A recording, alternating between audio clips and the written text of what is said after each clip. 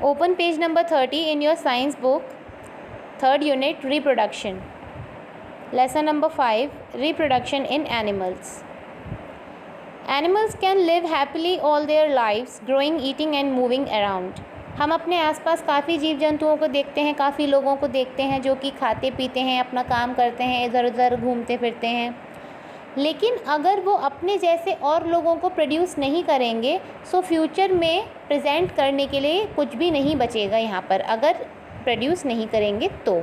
So in order to continue their race animals produce young ones. तो इसीलिए reproduction होता है, इसीलिए एनिमल्स यानी कि जानवर और मनुष्य यंग वंस को पैदा करते हैं। The process by which living things produce their offspring is known as reproduction.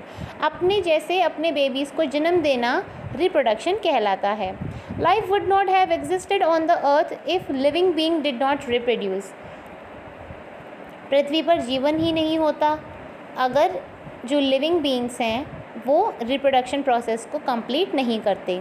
Animals can be grouped into those that give birth to the offspring and those that they lay eggs that eventually hatch into offspring. दो प्रकार से जो living beings हैं reproduction करते हैं, एक तो जो बेबीज़ को जन्म देते हैं और दूसरा जो अंडे को जन्म देते हैं, जो कि कुछ टाइम बाद मैच्योर होने के बाद अपने आप ही ऑटोमेटिक ही हैच हो जाता है, जिसमें से बेबी निकलता है। For examples human being, cows, buffaloes etcetera give birth to their young ones. जैसे कि ह्यूमन है, काउज हैं, बफेलोज हैं, ये बेबीज़ को जन्म देते हैं। Birds, fish, frogs, hens, etc. lay eggs out of which the young ones hatch।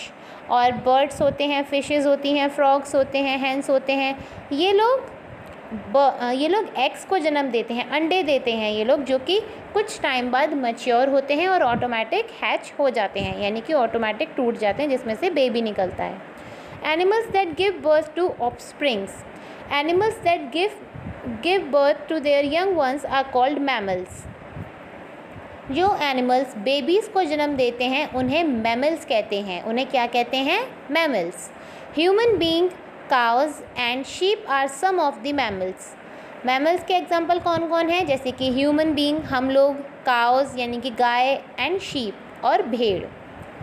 Example of mammals also include bat and aquatic animal like whale, dolphin and seals.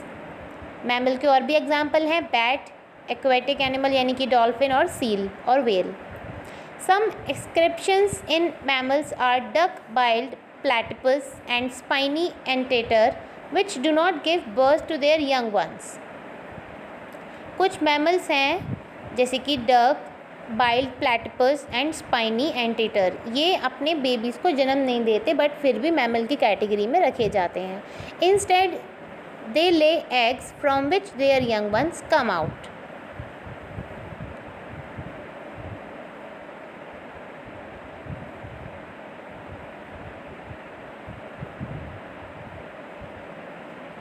Mammals have the following feature. आप यहाँ pictures में देख सकते हो, ये गोट है जिसके baby को किड कहते हैं।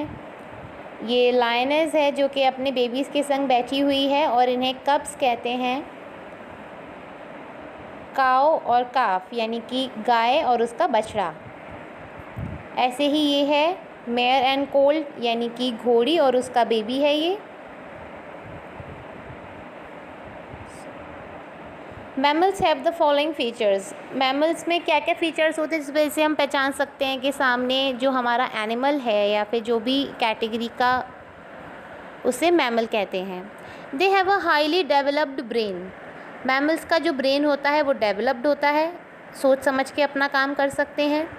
Their bodies are covered with hair और fur to keep them warm. और उनकी बॉडी पर हेयर होते हैं, फर होते हैं, जिससे कि वो अपनी बॉडी को वार्म रख सकते हैं।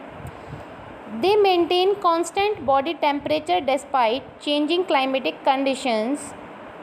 That is why they are called warm-blooded animals. Mammals को warm-blooded animals क्यों कहते हैं? क्योंकि ये अपने एटमॉस्फेयर के हिसाब से अपनी बॉडी का टेम्परेचर चेंज कर सकते हैं। Mammals have 4 limbs. Mammals के 4 limbs होते हैं, 2 hands and 2 legs.